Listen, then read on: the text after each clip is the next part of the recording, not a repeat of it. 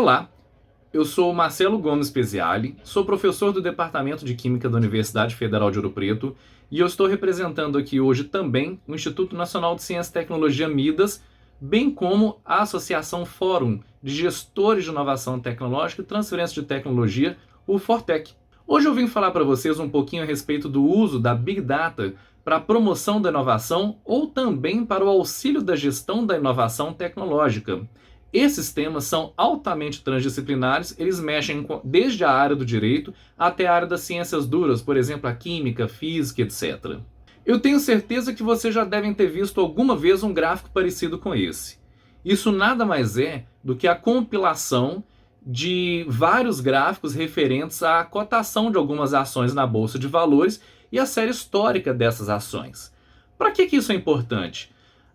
Nas mãos da pessoa correta, ela consegue fazer a análise desses gráficos e verificar possíveis tendências de aumento ou de queda de preços de ações.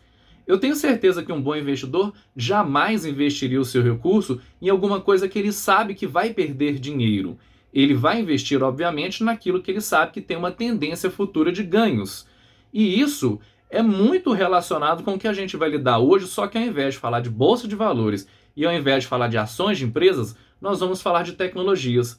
Se você fosse um investidor de risco e fosse investir tempo, recurso e pessoal especializado em pesquisas com foco tecnológico, em qual projeto de pesquisa você investiria todo esse seu esforço? Em qual projeto de pesquisa você colocaria tempo, recursos e pessoas especializadas? Para mostrar um pouco dessa transdisciplinaridade envolvida nessa área, eu apresento para vocês o professor Lázaro Zager, e ele foi responsável por ganhar o Prêmio Nobel em Química por causa de uma teoria que ele desenvolveu que tratava do uso da termodinâmica longe do equilíbrio nas reações químicas. Agora, eu não vim falar de química, eu vim falar de inovação tecnológica.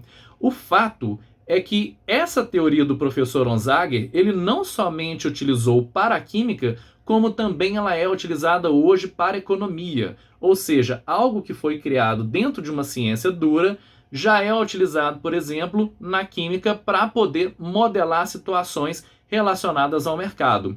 Por isso, então, eu vou focar e vou falar novamente a respeito da importância dessa transdisciplinaridade. Nós vamos então pegar um pouquinho da química, que é a minha área de formação. Não quero assustar ninguém, obviamente, porque eu sei que tem gente que tem pavor de química e não deve ter pavor de forma nenhuma, até porque o meu objetivo hoje é misturar um pouquinho dela com um pouco da área de business, com um pouco da área de negócios e mostrar como é que a gente pode tentar transformar um produto que está na bancada, em fase de desenvolvimento, ainda na bancada de um laboratório, num produto que vai para o mercado, num produto de sucesso. Isso é o sonho de quase todos os estudantes e é o sonho de muitos professores, pesquisadores e inventores também. Para poder falar a respeito disso, eu vou voltar a falar daquela Big Data que eu tinha mencionado anteriormente e vou especificamente falar de uma técnica chamada de patentometria. E com a patentometria, eu vou falar de 3 tipos de análise que a gente pode fazer.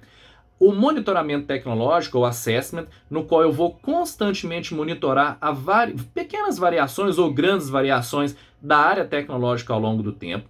Eu vou falar um pouco do foresight, que é quando eu vou buscar informações de especialistas para tentar verificar como está essa área tecnológica nos dias de hoje e, eventualmente, como que ela pode estar daqui a alguns anos, isso baseado na opinião de especialistas. Eu vou tentar também fazer um forecast, onde eu vou entrar com alguns dados, um pouquinho de matemática, um pouquinho de estatística, para poder tentar fazer como os investidores na Bolsa de Valores fazem com as ações, só que agora nós vamos tentar fazer um pouco com as áreas tecnológicas. Quais são as áreas quentes? Se eu tiver que desenvolver um projeto de sucesso no futuro, qual seria a área que eu deveria investir meu tempo, meu recurso e as minhas pesquisas? Para mostrar um pouco dessa patentometria e essa análise de cenários, nós precisamos, obviamente, das fontes originais dos dados onde essas patentes estão depositadas. Para começar a patentometria, por exemplo, eu vou começar fazendo uma busca das patentes daquela área que eu estou procurando dentro dos escritórios de patente mundo afora. Preferencialmente, eu utilizo o máximo de bancos possível para poder conseguir é que a minha análise seja o mais fiel à realidade possível. Eu vou obter uma grande quantidade de informações. Normalmente eu estou falando de 30, 40, 50 ou até 100, 200 mil documentos de patente com vários campos diferentes. Então eu vou ter uma série de dados para poder analisar. Eu preciso processar esses dados, eu preciso retirar o ruído desses dados, eu preciso clusterizar essas informações, procurar tendências, procurar o que tem de igual ali dentro desses dados para poder depois ter o meu dashboard, onde eu vou analisar as informações que me interessam para verificar como é que aquele meu setor, aquela minha tecnologia está se desenvolvendo, e essas informações eventualmente não apenas ajudarão ao meu grupo de pesquisa, mas também poderá ajudar aos escritórios de transferência de tecnologia ou os núcleos de inovação tecnológica dentro das universidades e as pessoas que são responsáveis por tomar decisões nas empresas, os tomadores de decisão. Então essa técnica é extremamente importante quando eu considero isso. Pois bem, como que eu vou fazer isso? Começar com as buscas no estado da técnica, eu vou exportar os dados, estruturar os dados, consolidar as buscas, remover os ruídos, clusterizar, para por fim construir os mapas de visualização e as minhas matrizes de análise. Daí é importante então ter alguém que entenda da área de patentes, é importante ter alguém que entenda da área técnica que nós estamos fazendo análise. Se possível, é importante também ter alguém da área da economia para poder fazer um pouquinho da modelagem que eu vou mostrar para vocês, e alguém da área da administração para nos mostrar o que esses resultados poderão nos ajudar depois. Um pouquinho de matemática, eu falei que eu não ia assustar ninguém com química, também tem um pouquinho de matemática aqui, mas não é para poder assustar ninguém. O que eu quero mostrar é que com esse tipo de análise, eu vou fazer análise da série temporal, como é que essa tecnologia está se desenvolvendo ao longo do tempo, quais são os mercados de proteção, onde que essa tecnologia está sendo mais protegida no mundo, e se tem um local onde ela está sendo mais protegida, algum motivo tem para ela estar sendo protegida ali. E é bom eu, como gerador de tecnologias, estar antenado nisso para poder entender o porquê que eles estão protegendo naqueles países. Eu vou saber quem são os principais atores, os principais players e os principais depositantes. Quem é que lidera tecnologicamente aquilo que eu estou propondo estudar. Quais são as áreas técnicas ou as sub-áreas técnicas dentro da tecnologia que eu estou estudando, dentro do campo tecnológico que eu estou estudando? Onde estão os centros que produzem essas tecnologias, que não necessariamente são os mesmos dos mercados de proteção? Um deles é onde eu produzo a tecnologia, mas eu posso proteger não só onde eu produzo, como também em outros locais, porque o mercado consumidor vai estar em outros locais. E eu preciso entender quais são esses mercados consumidores, assim como são os mercados produtores, para eu poder começar a definir quem são os meus clientes, quem são os meus possíveis parceiros e quem são os meus concorrentes. Daí eu vou começar a fazer então o meu modelo de negócio. Eu vou analisar também as patentes triádicas, que é um conceito que foi originalmente cunhado pela Organização Mundial da Propriedade Intelectual, que diz que uma patente ela é depositada simultaneamente nos 3 maiores escritórios do mundo, que é Japão, Estados Unidos e Europa, só se essa patente realmente tiver uma grande importância.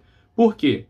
Depositar internacionalmente uma patente é caro, demanda muito esforço, e eu não faria isso se eu não tivesse realmente muito interesse em ou explorar ou algum tipo de técnica econômica para poder impedir que o meu concorrente chegue nesses mercados.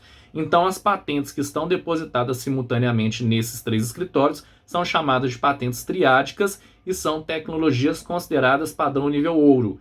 Eventualmente, podem até ser tecnologias que vão causar um breakthrough ou que vão causar alguma mudança no paradigma do nosso setor tecnológico nos futuros anos.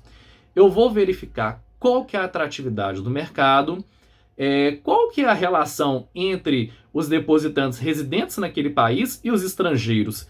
Eu vou verificar quem são então os meus principais players, eu vou verificar nuvens de palavras para poder ver redundâncias ou termos que aparecem muito frequentemente, Eu posso verificar também a maturidade tecnológica, que é um fator extremamente importante quando eu falo de desenvolvimento de algo que está na bancada para gerar realmente inovação. Eu vou verificar como é que está a especialização tecnológica ao longo do tempo. Eu vou verificar quem são os principais players ao longo do tempo, como é que isso pode estar mudando. Eu vou correlacionar os depositantes, os principais depositantes, com a especialização tecnológica de cada depositante. Eu vou saber o que cada um daqueles meus concorrentes ou clientes são realmente fortes. Eu vou verificar como é que está a variação da produção tecnológica ao longo do tempo e eu posso correlacionar também a especialização tecnológica de determinados países ao longo do tempo. Ela se mantém ou ela se altera? O professor Holger Ernst, na Alemanha, desenvolveu esses indicadores que eu estou mostrando para vocês aí na telinha para falar um pouquinho a respeito de competidores ou como é que é a competição entre algumas empresas. Quando eu faço esse tipo de análise, ela é extremamente interessante para eu poder conhecer não somente a tecnologia, mas também as empresas que estão envolvidas nisso.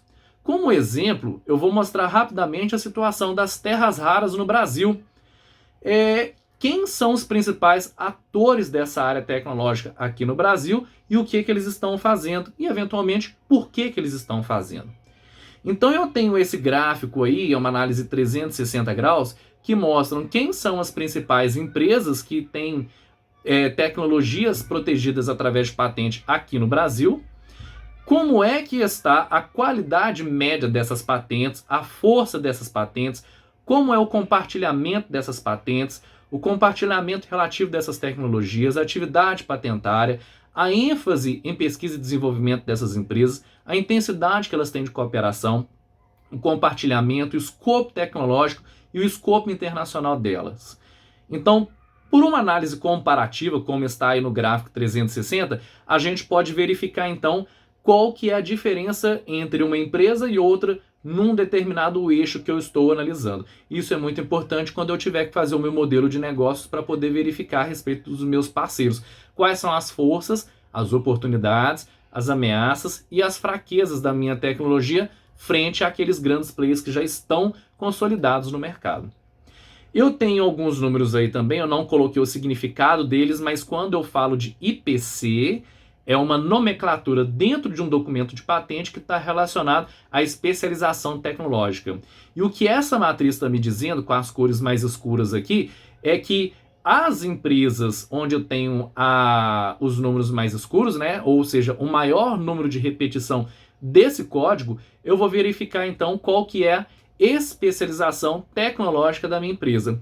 Então eu vou verificar quem é que está usando terras raras para poder fazer catalisador, para poder fazer aço, para poder fazer fármaco, para poder desenvolver técnicas de mineração ou técnicas de purificação disso, e eu consigo verificar justamente analisando esses indicadores aqui ou esses IPCs, que são códigos internacionais de patentes, para mostrar qual é a especialização tecnológica daquele documento depositado.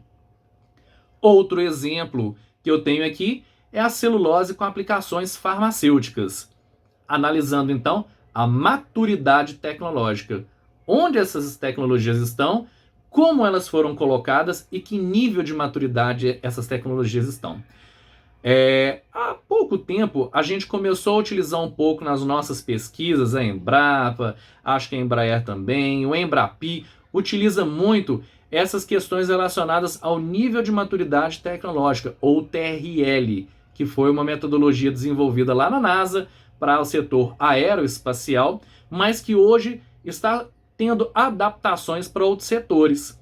O fato é que se eu trabalho nesses primeiros níveis de TRL ou nos níveis mais incipientes de maturidade tecnológica, eu estou falando de modelos teóricos ou provas de conceito.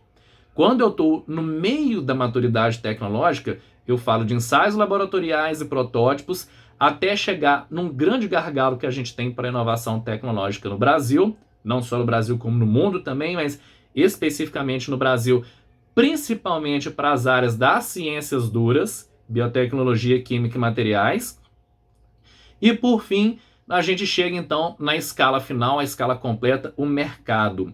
Para mostrar como é que isso evolui, a gente sai desde a ideia, parte para o conceito, mini planta, planta piloto, até a produção em escala industrial.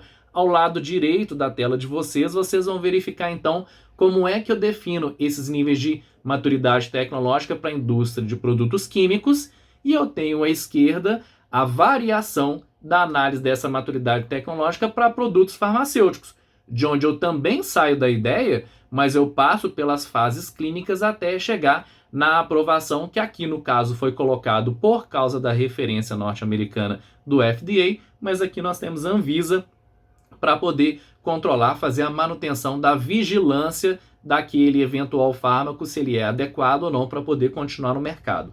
Em outras palavras, a gente vai utilizar a patentometria para poder verificar em qual grau de maturidade está o meu setor ou a minha tecnologia. E especificamente para celuloses aplicadas à área farmacêutica, a gente consegue construir um gráfico como esse, em que no início do gráfico nós mostramos que as tecnologias são emergentes, elas passam por um rápido crescimento, chegam num ponto de inflexão onde elas são consideradas tecnologia já madura, e aí elas continuam evoluindo, até que o nível de depósito ou o grau anual de depósito dessas tecnologias começa a cair, que é quando eu vou considerar que essa tecnologia já está entrando em declínio, possivelmente porque outra tecnologia vai substituí-la dentro de algum tempo. Aqui foi feito com os pontos pretos a análise dos pontos reais dos depósitos de patente na área de celuloses aplicadas a produtos farmacêuticos, e essa curva vermelha é um ajuste matemático feito por aquilo que a gente chama de distribuição de Boltzmann, para tentar fazer uma modelagem e fazer um forecast inicial, bem simplificado, de quando que essas tecnologias vão começar a entrar em declínio.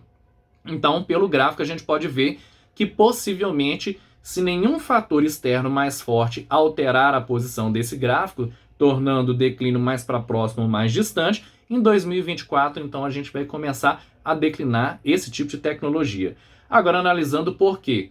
Não se assuste com essas moléculas, eu só quero mostrar para vocês que o que eu quero dizer é o seguinte: as tecnologias que foram analisadas para essa maturidade tecnológica que eu mostrei no gráfico anterior se referem a celuloses comerciais ou celuloses mais tradicionalmente encontradas no mercado para compor produtos farmacêuticos.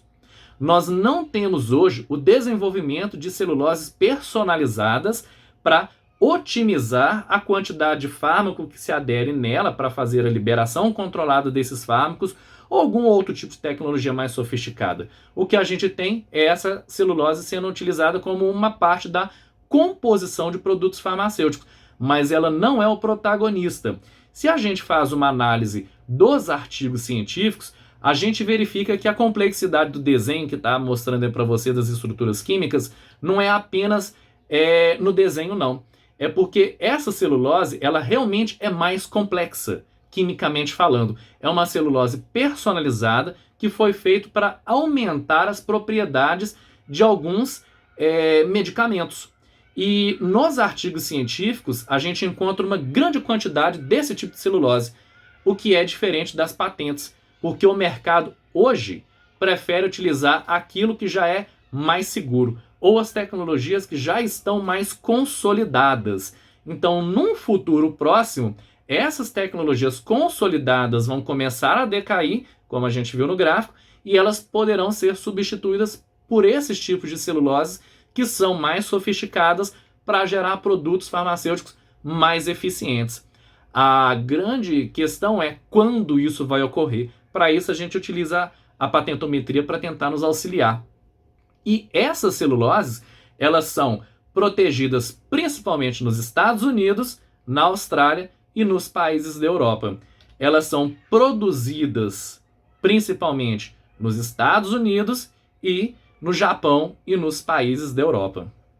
Analisando também as citações que essas patentes sofrem ao longo dos anos, quantas vezes elas são citadas, a gente verifica que as patentes mais novas, elas levam um tempo para serem descobertas pelos parceiros científicos e serem citadas, e as patentes muito antigas, elas já estão praticamente em desuso, elas não são citadas mais. Então existe um meio do caminho onde eu tenho um equilíbrio entre patentes que não tão novas e não tão antigas, e são bastante citadas. E certamente elas são muito citadas porque elas são as tecnologias de base para poder construir tecnologias mais sofisticadas, para que no futuro essas tecnologias mais sofisticadas estejam no mercado.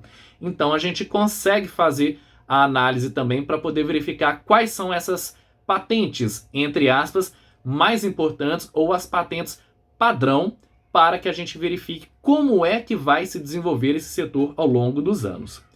E por fim, eu apresento rapidamente para vocês uma análise que fizemos também usando a patentometria da indústria mundial de flavorizantes e fragrâncias.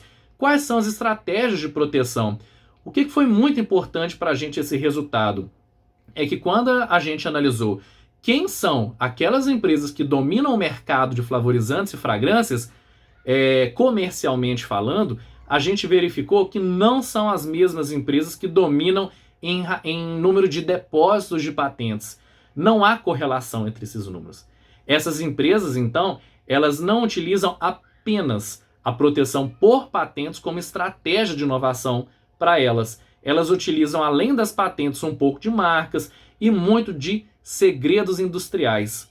Isso é extremamente interessante porque nos mostrou que, embora nós temos muitos depósitos de patentes por parte de algumas empresas, não necessariamente ter esse número de depósitos de patentes vai garantir que sejam empresas líderes em inovação. A gente precisa analisar um conjunto muito grande de variáveis para poder verificar quais as outras ferramentas de proteção que essas empresas utilizam para a gente poder entender o cenário real delas.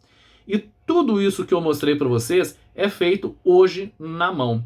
Como a gente está falando então do ano da inteligência artificial, se eu falar da patentometria 4.0, em que eu vou ter ferramentas de inteligência artificial fazendo a ligação dessas várias variáveis ao mesmo tempo e analisando esses setores ou essa Big Data tudo ao mesmo tempo, certamente a gente vai falar de ferramentas extremamente eficientes para poder tomar decisões em quais setores eu tenho que seguir. Isso vai minimizar, por exemplo, os erros de investidores de risco em tecnologias. Se nós tivermos que escolher em qual tecnologia nós vamos despender, como eu já havia falado, tempo, recurso e equipe especializada, com o uso da inteligência artificial, isso vai se tornar muito rápido e a gente vai conseguir ter decisões muito mais assertivas para poder definir o que é interessante ou o que não é para o futuro. Muito obrigado pela atenção e muito obrigado pelo convite para apresentar para vocês hoje.